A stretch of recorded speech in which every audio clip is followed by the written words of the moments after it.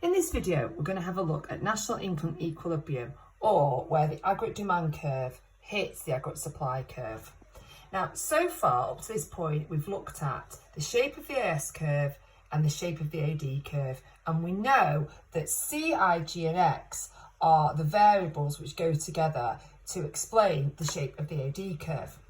Now, if our AD curve is shifting from AD to AD1 to AD2, there must be a change in C, I, G or X, because the only way that this curve can shift is if there's a change in C, I, G or X.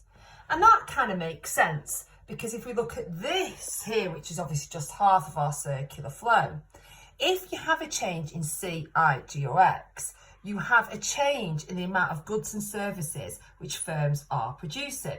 So if C, I, G or X changes, firms produce more, which means that there's greater GDP in our economy. So from this increase in aggregate demand, we see that there's an increase in GDP. And this is what's shown here. As our aggregate demand shifts, we see that there is an increase in real GDP. GDP is increasing in our economy. As we go from here down this way, as we move to our right along the axis at the bottom, we see that GDP is rising, which fits in exactly with what we would expect here.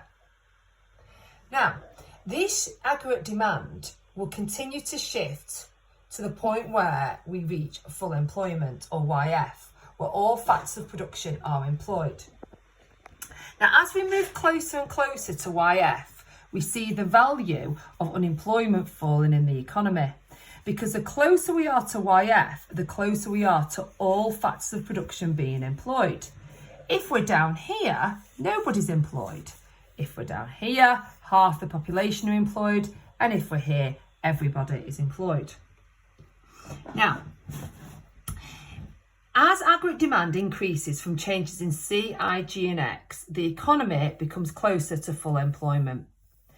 If, however, AD increases past full employment, we see that prices rise significantly.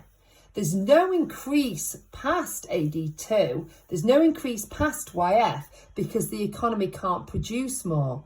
All that happens is, with so much demand in our economy, is prices start to rise significantly. And we know this as demand pull inflation, which we'll look at in a few lessons' time. So equilibrium is found in the national economy where AD equals AS. Okay, so if the level of aggregate demand in this economy was AD, we would be at equilibrium here. Okay, at price P and at output Y. So here's price P, output Y. However, if the government decides that this is too low a level of output and we want more output, we want to be at YF, what the nation has to do, or what the government needs to support, is an increase in aggregate demand.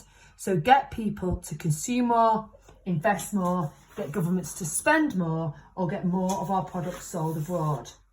So what we need to do here in this scenario is increase the level of aggregate demand. Okay, so looking back at this sheet from before, we need to change C, I, G or X.